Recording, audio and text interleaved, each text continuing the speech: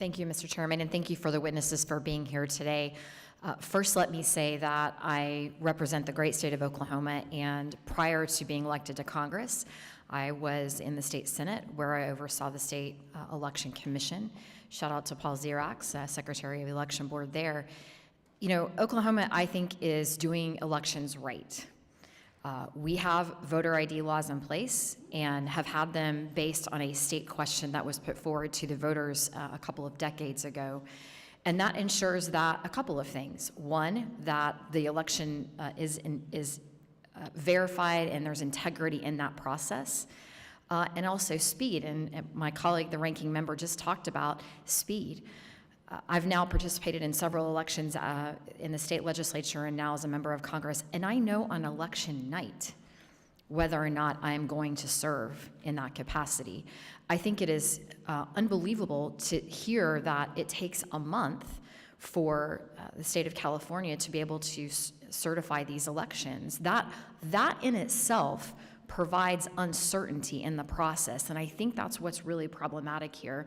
I want to mention earlier the comments that the ranking member made in regards to the Votes Act. No matter a service member's status, and no matter if you're in the service or not, each state has procedures for all eligible overseas Americans to vote, and those options always require or include mail. But let me be clear, if there are examples of overseas voters being denied by a state, we want to hear about that because we certainly want to make sure that we're addressing that issue. It's important to every member on this committee. Let me start, if I may. Ms. Titus, almost 2 million more ballots were cast in California's presidential election in 2020 than in 2024. Do you believe the larger turnout in California was due to ballot harvesting efforts? I'm not sure that the turnout in 2020 being higher than 2024 was the cause of ballot harvesting. I think every cycle, the political parties tend to be the drivers of ballot harvesting. They tend to be the ones that are training the campaigns how to do it because the campaigns sort of change every 2 years. And so the parties are kind of the keepers of the procedures for how to execute ballot harvesting, and I tend to think that they get better at it year after year, so I'm not sure that turnout going down from over a 4-year period is caused by ballot harvesting. I think it's worth noting, though, that in 2020 there were 2.39 million more mail-in votes than in 2024. That's a huge number. I want to pivot for a second, too, to the curing conversation. Being from Oklahoma, I didn't know what that was. I had no idea what curing actually meant. And again, I think that just brings some uncertainty to the process. And so I want to pivot slightly. You mentioned the signature verification process. Raise of hands here. How many of you use the exact same signature every time or have the exact same signature today that you did a decade ago? Raise your hand. You're the only one, my friend. My point being, I don't understand why we're using signature verification for this process. It's not, I think, it provides the ability for inaccuracies across the board.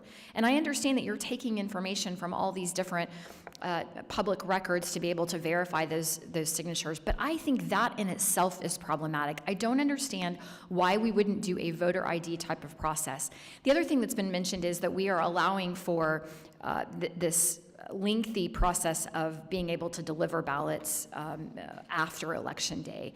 And again, I think that breeds uncertainty. We want people to have confidence in our elections, and that means timely information. That means a quick turnaround on counting those ballots. So for me, I also think that California should consider actually moving some of these dates up. Why are we not allowing more in-person voting, early in-person voting? It was mentioned there was one day, Saturday, that you can in-person vote. Why not tell people your ballot needs to be in by Election Day, and by the way, we're going to have additional in-person voting days to be able to allow for that. Mr. Gilbert, you mentioned Californians' maintenance, or rather mismaintenance, of voter rolls and recommended actions to improve them. How many signatures do we think that California has on file for verification, and how old are they? Typically, every voter has about 4 to 5 signatures on file. Every time you change something at the DMV or you submit another voter registration when you move, those would be updated and added permanently to your voter file. Yeah, I think this sort of proves my point that your signature may change over time, and certainly that verification process, I think, becomes much more complicated. As a state that doesn't do signature verification and believes that we do elections like right, I'd like to see that changed. With that, Mr. Chair, I yield.